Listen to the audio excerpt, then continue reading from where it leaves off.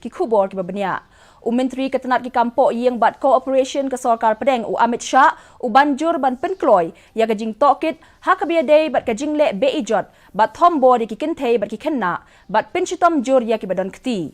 Menteri ulakren yakane hakajing penyat gajong ya kajing yalang ka ba alpusan jong ka Western Zonal Council ka belalong hadiu hanen kesngi.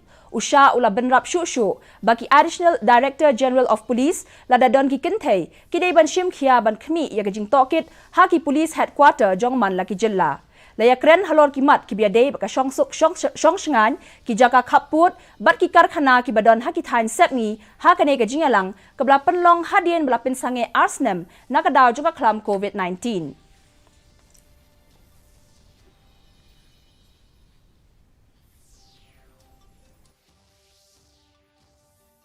ग्रामीण विकास theoretical चीज नहीं है, सिर्फ concept नहीं है।